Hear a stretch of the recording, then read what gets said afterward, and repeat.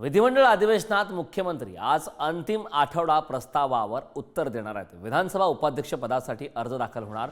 निवडणूक बिनविरोध होण्याची शक्यता आता वर्तवण्यात आली आहे। विधिमंडळ अधिवेशनात मुख्यमंत्र्यांचा आज अंतिम आठवडा प्रस्तावासंदर्भात आज सादर केला जाणार आहे। संविधानावर आज आणि उद्या विधान भवनात चर्चा सुद्धा होणार आहे।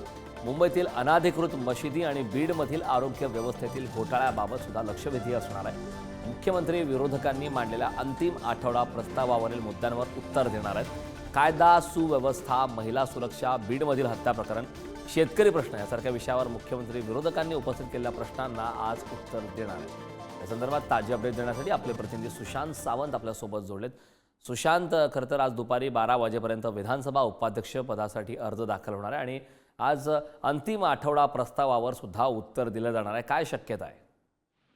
कारण आपण जर बघितलं असेल तर काल अंतिम आठवडा प्रस्ताव जो आहे तो सुरू झाला होता आणि विरोधकांनी अंतिम आठवडा प्रस्तावावरून कुठेतरी सरकारवर जोरदार टीका केली होती। राज्यातील बिघडलेली कायदा आणि सुव्यवस्था असेल, बीडचं प्रकरण असेल, त्यासोबत मंत्र्यांची जी वक्तव्य आहेत त्याच्यावरून कुठेतरी विरोधक जे आहेत ते आक्रमक दिसले होते आणि अंतिम आठवडा प्रस्तावाच्या माध्यमातून विरोधकांनी सरकारवर टीका केली होती।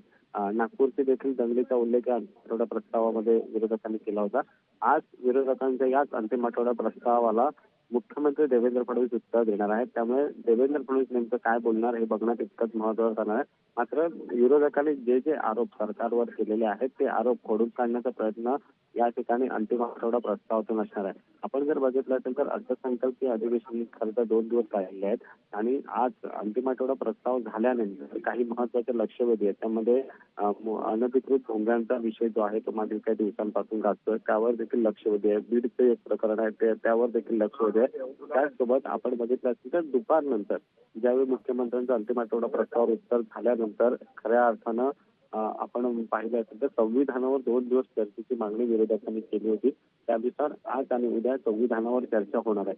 त्यामुळे आजचा दिवस हा महत्त्वाचा असणार आहे। अंतिम आठवडा प्रस्तावाला उत्तर देताना मुख्यमंत्री देवेंद्र फडणवीस नेमकं काय बोलणार याकडे सगळ्यांचं लक्ष लागलेलं आहे। करण नक्कीच सुशांत, खूप खूप धन्यवाद या महत्त्वपूर्ण अशा माहितीसाठी।